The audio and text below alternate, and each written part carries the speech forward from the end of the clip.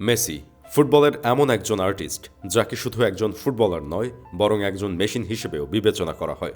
যে মেশিন আমাদের দেখিয়ে দিয়েছে কিভাবে সুন্দরতম নিয়মে ফুটবল খেলতে হয়, যে মেশিন কথা বলে আমাদের মতো হাঁটাচলা করে, যে মেশিন মাঝে মাঝে এমন কাজ করে বসে যা আমাদের কল্পনারও বাইরে। অন্যদিকে ক্রিশ্চিয়ানো রোনালদো যেন একজন ম্যাজিশিয়ান যেমন তার তীব্র পরিশ্রম আর সাধনার ফলে কঠিন থেকে কঠিন কাজকে খুব সহজ করে উপস্থাপন করতে পারেন, যিনি দর্শকদের চোখ ধাঁধিয়ে দেন তার কৌশল আর দুর্দান্ত উপস্থাপনের মাধ্যমে। আমাদের দিয়েছেন কত চমৎকার রাত, তার কোনো শেষ নেই। কাগজে কলমে তাদের মুখোমুখি হওয়া শেষ ম্যাচ যখন খেললেন, তখন সেই ম্যাচ দেখে আমরা বুঝে নিলাম আসলেই এই দুইজন প্লেয়ার এমন এক ধাতু দিয়ে তৈরি যাদের দেখলে আপনার কখনো বিরক্তি আসবে না।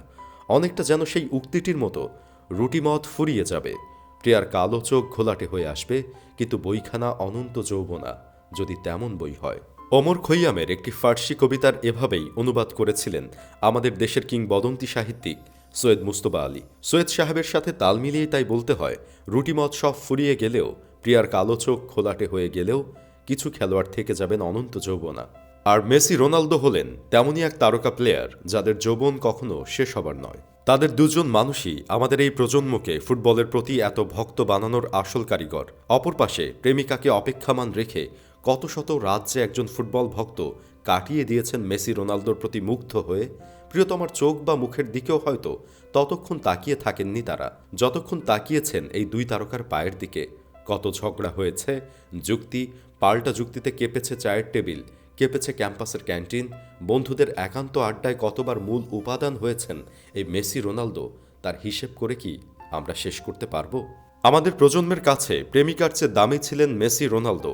আবার কতজন অপ্রিয় হয়েছেন শুধু এসব তর্কেই। এখন ফুটবলে আলোচনা হচ্ছে এমবাপ্পে, হালান্ড কিংবা ভিনিসিয়াস আলভারেজদের নিয়ে, কিন্তু মেসি রোনালদোর ২০ বছরের দাপটের সময়ে আর কেউ পাত্তা পাননি তাদের সামনে।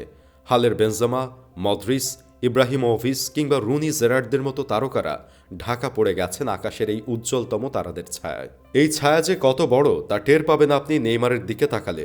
হালের সেরা তারকাদের একজন মেসি রোনালদোর পরে যদি কারো নাম সবচেয়ে বেশি উচ্চারিত হয় এই দশকে, তাহলে সেটা নেইমারের নাম। তার পায়ে আছে শিল্প।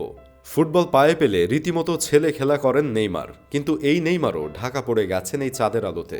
একটা ব্যালন ডিওর নেই বেস্ট প্লেয়ার অ্যাওয়ার্ড, অথচ যারা ফুটবল দেখেন তারা সবাই জানেন নেইমার অবশ্যই এসব পুরস্কারের যোগ্য দাবিদার। কিন্তু কি করে পাবেন তিনি? তার সামনে যে সবসময় হয়তো মেসি নয়তো রোনালদো। আর তাই তো নেইমারকে বলা হয় ফুটবল বিশ্বের দুঃখী রাজপুত্র, যার সব যোগ্যতা থাকা সত্ত্বেও বড় ভাইদের কারণে একবারও রাজত্ব করা হলো না। ঠিক এরকমই ডমিনেট করেছেন দুজন। সব পরিসংখ্যানেই থাকতেন মেসি রোনালদো, সেরা গোল, সেরা প্লেয়ার, সব সেরাদের সেরা যেন তারা। আর তাই স্বাভাবিকভাবেই তাদের বিদায়ে কেঁদে উঠেছে বিশ্ব।